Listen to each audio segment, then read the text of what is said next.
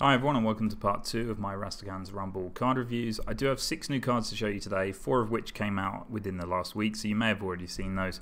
But there are 2 brand new priest cards that just came out today, so I'll start with those. The first one's called Spirit of the Dead, so it is another spirit card. These spirit cards are going to be in each class. So this is the one for priest. It's a rare card, but it only costs 1 mana. And I think that's really important. It has 0 attack and 3 health. So the same stats as some of the other spirits we've seen, but it only costs 1 mana. And it also has a really good effect. So it has stealth for 1 turn, again like the other spirits, but after a friendly minion dies, shuffle a 1-cost copy of it into your deck. So I think this card is really good, and not only is the effect good, it has its upsides and downsides, but not only is the effect really good, but the fact that it only costs 1 mana means that it's a very flexible card, and the sort of card you can do in any kind of big combo that you try to set up. So initially what you think of when you look at this card is, wow, I can play this, I can shuffle some really big minions back into my deck, and then they only cost 1 mana. Think of all the powerful effects you could do with that. Get a 1 mana ghost, for example, combine it with some really powerful priest damage spells, and you've got an OTK combo. So it has these really cool effects. Xeric's Master Cloning Gallery could work really well with this because that costs 9 mana, this costs 1. You play this, you play the Cloning Gallery, you get all the minions on the board. Your opponent will have 10 mana, so potentially they could have an AoE which will ruin that combo. It kills Spirit of the Dead. But if they don't, if they can't kill Spirit of the Dead while it's stealthed, then you've got all these other minions, these 1/1 minions you can trade in. They go back into your deck and they only cost 1 mana that you can draw later and create these really powerful plays with. So that's really cool. It also has some really good implications with Reckless Experimenter, because you can play this for 1 mana, or you've played it the turn before, then you play your Reckless Experimenter, then you can play loads of discounted Death Rattles, which when they die they'll get shuffled into your deck and only cost 1 mana, which means later on you can set up some even more cool combos with Death Rattles. So I'm hoping to see some good Death Rattle cards in this expansion that can kind of make Reckless Experimenter better, because I don't think there are too. Obviously it works really well with the Mechathune combo, but I'd like to see some other ones which kind of create not OTKs but just some more powerful swing plays, which would be quite fun. It also could work well with Eternal Servitude, so this is on the board stealthed. When it dies, it gets shuffled back into your deck as a 1-cost minion. So you can think that there's loads of endless cool possibilities that could work with this. Vivid Nightmare is another card that would work really well. You could play Vivid Nightmare on this card itself, so that you have 2 of them on when it becomes unstealthed, obviously, so that you've got 2 of them to shuffle more copies of the same minion, and when you can get multiple copies of legendary minions, it just opens up the game to some really cool combos. So I'm really quite looking forward to seeing how that works. It is very slow. The effect is slow, which is the downside of this. It's not like Sonya Shadow Dancer where the card comes back to your hand. This shuffles it into your deck, so you do have to draw it again. So that is a slight issue, and we'll go on to a little bit more about that later.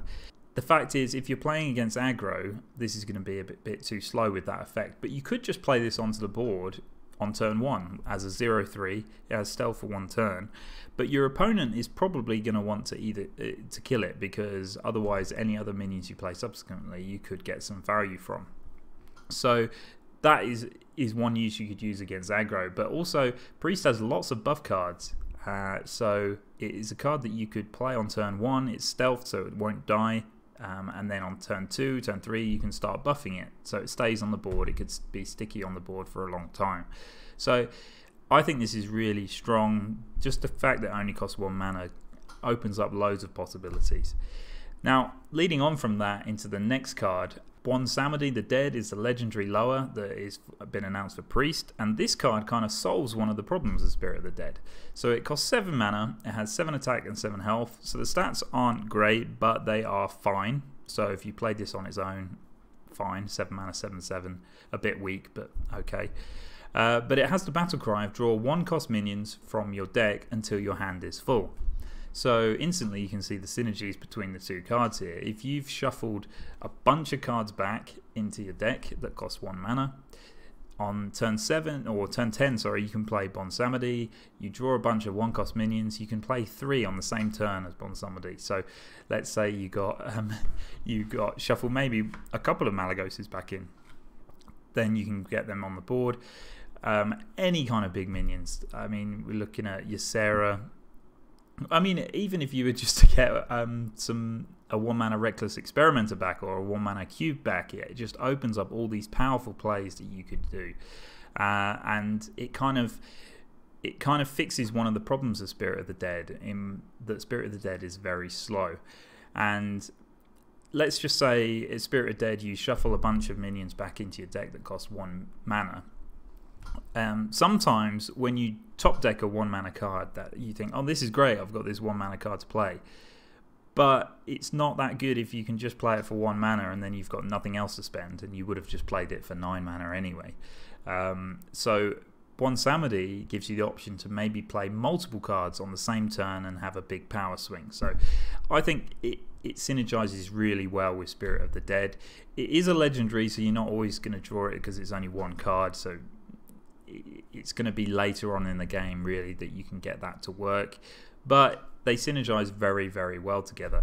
So imagine if you did play Spirit of the Dead, then you play Xeric's Master Cloner Gallery, you shuffled all your minions back into your deck that cost 1, then you can play Bwonsamdi, fill your hand back up with these 1-cost minions, really strong, powerful minions. It can be really good. I should also say as well that Elic could be used with Spirit of the Dead because it shuffles an extra copy back in. So if you are looking for those strong combos with Malagos, you could play Elic, you could play Spirit of the Dead, and then shuffle a couple of Malagoses back into your deck. So loads of really cool possibilities. I don't think Bwonsamdi is completely OP because you're not always going to get the full benefit from it.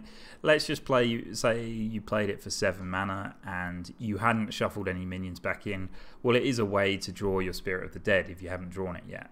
So that helps. Also maybe your other 1-mana priest minions, Northshire Cleric, for example. So it's kind of good. 7 mana, 7/7, draw a bunch of cards, maybe a few cards, okay, but the power level is only really strong of this card if you've played it with Spirit of the Dead and managed to get it to work properly. So 2 really exciting cards for Priest. The reason I love these cards is because of the possibilities, the combo possibilities. But even if you're not looking for a combo, it gives you these really cool power plays, a lot like Academic Espionage, which I really enjoy. So 2 cards I'm really looking forward to trying. Next up we have Belligerent Gnome. This is a 2-mana 1/4 taunt minion. So the stats are pretty good. 2-mana 1/4 is pretty good. It's basically the same as a Stonehill Defender, but a Stonehill Defender costs 3. Obviously the discovering another taunt minion is a huge upside for that card, but it gives you an idea that the stats are okay for 2 mana. It has taunt. It's rare, but it has the battle cry of if your opponent has 2 or more minions on the board, gain 1 attack. So this basically has the potential to become a Vulgar Homunculus, which you see from the Warlock class. The Vulgar Homunculus is always a 2/4 with taunt, but it has the downside of doing 2 damage to your hero, but as we've seen from Warlock, that is often an upside. So this card, I think, is slightly weaker than that because, honestly, I don't know how consistent you're going to be able to get this to work. Against aggro decks, it's great to be able to play on turn 2 a 2-mana 2/4 with taunt, but to do that your opponent has already played 2 cards onto the board, so they're already in a bit of a strong position anyway. So it would work quite well in that instance, but I can't see it happening too often. I think very often you will play this as a 2-mana 1/4 on its own with taunt, and in which case it's great because it kind of slows your opponent down, but the 1 attack doesn't really kill that. It won't kill that many minions, so they could just trade into it. Their minions survive, and if you're playing against Zoo, for example, the 1 attack is a bit of a disaster because you can actually damage their minions, which then they can capitalize on by healing them, which we've all seen with Zoo.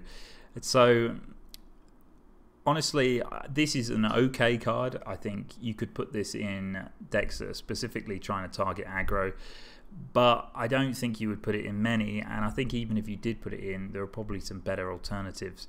I think Tar Creeper would be better at 3 mana, so I don't really see why you would play this right now. Although, having said that, you know, Tire Creeper and Stonehill Defender aren't going to be around forever, so potentially this can be one. It's neutral, it can be played in any class, so potentially this is one which will be looked at in the future as kind of like an anti-aggro tool. Next up is Heavy Metal. Now Heavy Metal is a 6 mana spell for Warrior. It's rare, and what it does is it summons a random minion with a cost equal to your armor up to 10. So it's basically Geosculptor Yip for 2 mana less, but without the 4/8 body. So instantly you can see this isn't that good to me. I don't think it's that good. Now it has potential, because if you've got, let's say you've got 10 armor and you play this on turn 6 and you summon a 10 cost minion, that is a potentially game winning play. We saw that with Spiteful Summoner. That was originally 6 mana. It did have a 4/4 body, so it would instantly make it better than Heavy Metal, but doing that on turn 6 often meant that you would just win the game because your opponent couldn't deal with it. So that is great. The issue is that unlike Spiteful Summoner, which you could get to work pretty consistently when you played it on turn 6, Heavy Metal does require you to have 10 armor. So how are you going to get this 10 armor? Well, what is pretty smart here, and I'm glad that Blizzard did this, was they made it an even cost card. So this isn't going into Odd Warrior, so it's going to be harder for you to gain armor. Now there are ways you can do it, obviously. You could definitely get there. You could play 2 shield blocks in the turns before, and then you play this on turn 6 and you've got 10 armor to summon a 10 mana minion. The problem with that is that if you've played 2 shield blocks, then you're not going to have impacted the board, and your opponent's probably piling minions on and depleting your armor. So it's not that great. There are other ways to gain armor, of course. You could play this with Bring It On, which costs 2 mana. You could play it with Weapons Project, which costs 2 mana. Dry Whisker Armor also costs 2 mana. You could get a bunch of armor that way. But then if you're looking to play it in the same turn, you're looking at playing that on turn 8, which means that when this random 10 cost minion that you summon will actually not be as impactful as if you did it on turn 6. So honestly, I can't really see this being very strong at all. Potentially like a big warrior deck might play it, but I'm thinking maybe in the future something we haven't seen. Maybe we'll see it with the lower card for warrior, or even their spirit card. Maybe we'll see some kind of spell warrior. Maybe you can have a mostly spell deck, which is a reason for you to put this spell in your deck rather than Geosculptor Yip. Of course, Geosculptor Yip's gonna rotate out, and nobody really plays that anyway.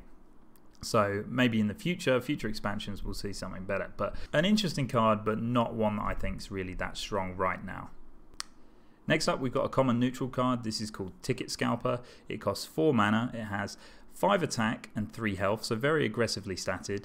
It is a pirate, which I think is quite important, but it also has the Overkill effect of draw 2 cards. So just to recap on Overkill, if you deal more damage to a minion than is required to kill it, then you would trigger the Overkill effect, and in this instance it's draw 2 cards. So if the minion has 4 or less health, then you can trigger Overkill with this card. Drawing 2 cards is really, really powerful, especially if you attach it to a card that only costs 4 mana and also has some stats to it. So Ticket Scalper has potential to be pretty good.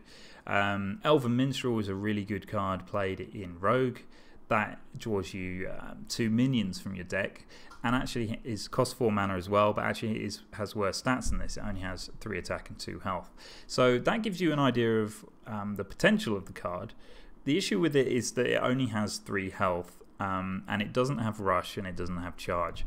So when you play this on turn 4, your opponent most likely can just trade a minion in and kill it. So they could kill it with 1 mana cards such as a Flame Imp. That would be quite rare, but they could kill it with a lot of their 2 mana and also 3 mana cards. Just get a free trade, and you don't get the Overkill effect unless it's on your turn. So unless you're trading it in, you won't get the Overkill effect. So that is quite a big downside. I mean, the 3 health also means that a lot of weapons can kill it. So it may be difficult to actually play this and make it work. Where this card would be better is if you could give it rush, or you could give it stealth or something. Now in the game there are 2 ways you could give it rush. You could give it you could play Howlmaster Shaw in Hunter, But you don't really want to look for that combo because how Master Sure is a legendary, you're not going to consistently have that in time to play this card. And in Warrior you can play Rocket Boots, which is 2 mana, draw a card and give a minion rush. Nobody plays that card. I'd actually forgotten that was in the game until recently. So, but if you know, for 6 mana, if you could draw 3 cards from one from Rocket Boots, 2 from this, and deal 5 damage, it's pretty decent. But I don't see that happening. Where this would potentially be good is in a pirate deck, because you can buff this with South Sea Captain. That then gives it more health, so that could be good. And of course, if you kill more than 1 minion with it, then you get the overkill effect more than 1 time, so you can have it twice. You can draw 4 cards, so that is really important in aggro decks as well. So it might be a key tool to go into an aggro deck, and maybe there is a bit of a theme on pirates. Maybe we'll see a pirate legendary, or even a lower card or a spirit card for a certain class that will give pirates rush or something. And I think if that happened, then Ticket Scalper would kind of be a good card.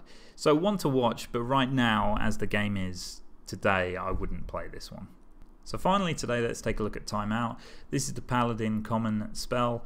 It costs 3 mana, and it has a very similar effect to Ice Block in that your hero is immune until your next turn. Now, the effects are similar because it makes your hero immune, but I think Timeout is slightly worse than Ice Block. Ice Block, of course, costs 3 mana as well.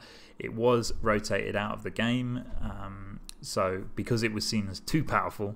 And I don't think Timeout has the same impact. The reason is because Timeout won't prevent you from dying unless you play it at exactly the right time. You need to play this when you really want to. You need to understand what your opponent's playing. Maybe they've set up their combo. This then delays them from playing their combo because your hero's immune. Not only will it you not die, you won't take damage. So that's an important positive over Ice Block. So let's say you're at 30 health, your opponent's been setting up their Malagos combo. If you play this, they can't do it, because if they played it all on the board, they wouldn't do a single bit of damage to you. So that's pretty important. Playing it other times in the game, it could be just seen as 3 mana, heal for X amount, heal for as much damage as your opponent's got on the board.